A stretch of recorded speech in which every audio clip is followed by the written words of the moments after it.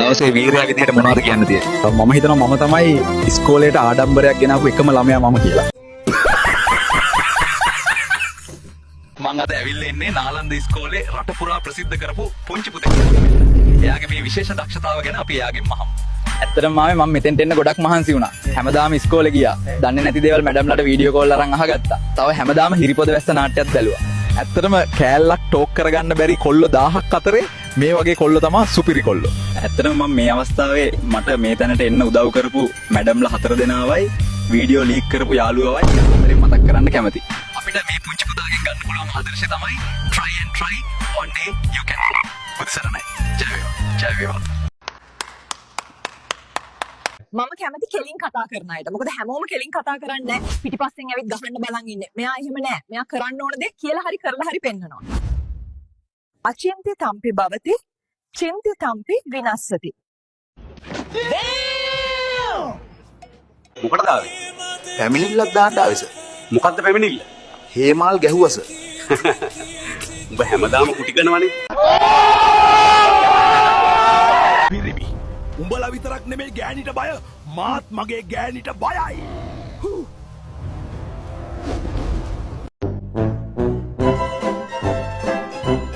අපේ පුතා කිව්වා මේ ලැප්ටොප් එකේ වෛරස් කියලා. දැන් ඉතින් වෛරස් පොඩ්ඩක්වත් නැති වෙයි. නයිස්. කලාපෙන් එන දවසට අපි ගුරුවරුන්ට ෆුල් සප් එක දුන්නට දෙමාපිය රැස්වීම දවසට ගුරුවරු අපිව පාවලා දුන්න බං. එව්ව මහා කැත වැඩ.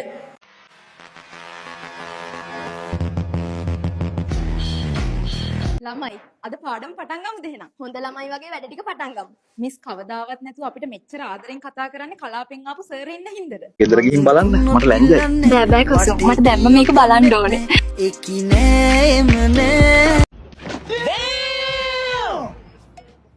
අනේ තාත්තේ ඉක්මනට. බුදු අම්මෝ නෝනා මොකක්ද උනේ? මේ සර්ගේ මුණ හැම් පිටින්ම විකෘති වෙලානේ. තොට පිස්සු දෙයකෝ මගේ කකුල තුවාල වුණේ. නාමල් හරි ෂෝක් ඉස්කෝලේ එන වෙලාව. මෙච්චර වෙලා මොකද්ද කරේ? හරි වැඩේ උනේ සර්. ඉස්කෝලේ ගේන්ටුව ගාව අංකල් කෙනෙක් නැති වුණු රුපියල් 1000ක් හොය හිටියා. අනේ ඉතින් පුතත් ඒ මිනිස්සුන්ට උදව් කරාද? පිස්සුද සර්? ඒ අංකල් යනකම් මම ඒ 1000 කොලේ පාගගෙන හිටියා. දෙන්න දෙයක් නැත්තම් ඉතින් අන්තිම පාරට මොකද්ද කියන්න තියෙන්නේ? අනේ බොරු නෙවෙයි මහත්තයෝ. පොලේ එළවලු විකුණන පියවතිය කිව්වම ගමේ හැමෝම දන්නවා. මගේ අම්මගේ නමත් පියවති ඒ නිසා තමුන්ට යන්න දෙන්න. දැන් තමුසේ අනේ මහත්තයෝ මගේ උප්පැන්නම සිරිසේන උනාට ගමේ හැමෝම මට ආදරයට කියන්නේ පියවති කියලා. What? මම කියන රුපියල් 500යි. 500ට මේක ගන්න කවුද නෑ කල්පනා කරන්නේ නේ.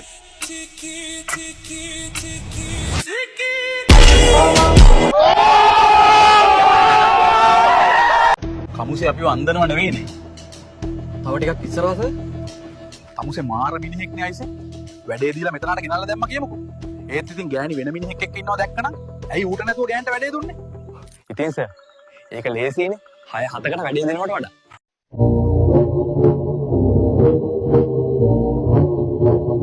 බය වෙන්න එපා මලිෂ්. ඔයාලට මේක කරන්න පුළුවන්. ඩොක්ටර් මගේ නම මලීෂා. දන්නවා බං. මලිෂා කියන්නේ මන්. You are dead. Try again. මුගේ අම්මට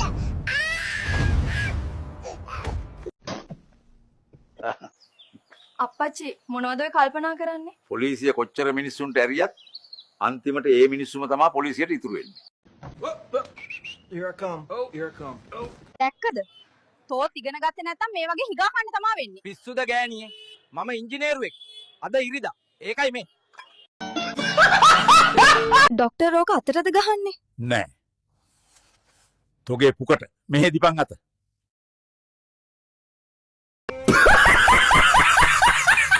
කෝ යකෝ මං ඊයේ ගෙනාව සප්ලිමන්ට් එක මං දැක්ක අපේ බබා ඒකත් එක්ක සෙල්ලක් කරනවා.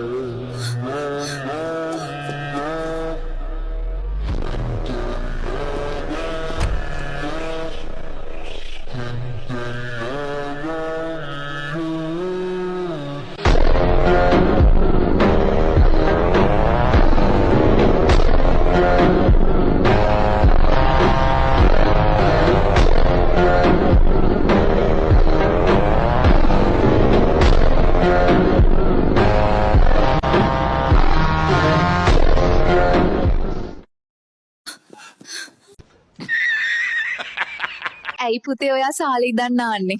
නැන්දට පිත්තුද? බබාට මේ ජෝජෝ ගිහිල්ලා තියෙන්නේ. බබා මොකද ඔය කරන්නේ? එහා ගෙදර අංකල්ගේ වගේ ඇගේ බෝල හදනවා. අම්මා ආසයි ඒවට. nice. දෙව්මි මම ඔයාට කැමති. ඔයා කැමතිද මට? අනේ නිකන් ඵලයන් කොට කැරියන් උඹේ උසට හරියන එකෙක් හොයාගනි.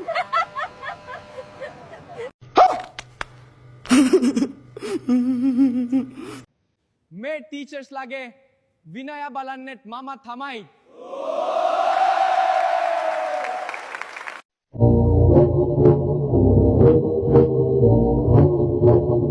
අනේ මගේ නාකි පඩංගුව හරිම දගයි දැන් ඔයා. මගේ පුංචි රෝසමලේ මමයි නුඹේ වියපත් බම්බරා. What? මොනවද මෝඩ මිනිස්සු ඔය කරන්නේ එනවා යන්න ගේ ඇතුළට. මේ මනුස්සයට උදව් කරනත් බනිනෝ නැත්තත් බනිනෝ මොන කරුමයක්ද මන්දා. ලුණුයි බතුයි හරි කමු කියලා නේද ආවේ? දැන් කාපිය පොළොයි බතුයි. අනේ මම අම්මට කියනවා. යයි තමයි. තාත්තේ මම අද ඉස්කෝලේ දාන එකට මාළු කිලෝ 50ක්ම බාරගත්තා. කොච්චර හොඳයිද වගේ රත්තරන් පුතේ.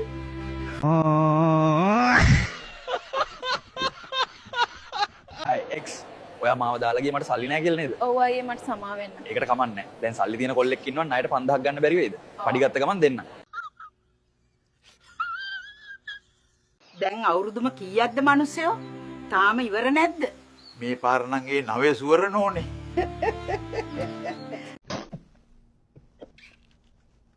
සීයේ ටීචර් කිව්වා හෙට එද්දි වැඩිහිටියෙක්ගේ ඕදනක් පොතේ ලියාගෙන එන්න කිව්වා. මට ඕදනක් දෙන්නකෝ. පුතේ කවදාවත් හීනෙන් වැසිකිලියක් දැක්කොත් ඒක පාවිච්චි කරන්න යන්න එපා. කෙල්ලෙක් දැක්ක ගමන් බස් වල ත්‍රිවිල් වල යන සමහර උන්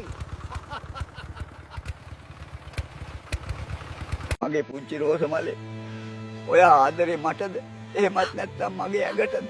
අනේ ඇයි මගේ සුදු මහත්තයා. පසින්දු පුතේ උඹට යට ඇදුම් දෙකකුත් බලපන්. තියෙන ඔක්කොම හිල් වෙලානේ.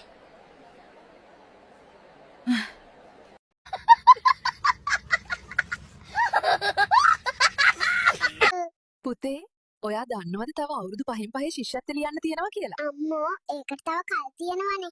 දැන්ට බඩ ගාගෙන එමුකෝ. nice. ආච්චි බොරුනේ කීවේ දෙයියෝ එක කතා කරන්න බෑ කියලා. මොකක්ද ඒකේ තියෙන බොරුව? නැන්ද රැයට කතා කරන්නේ අනේ දෙයියෝ හෙමින් අනේ දකයියෝ හෙමින් කියලා.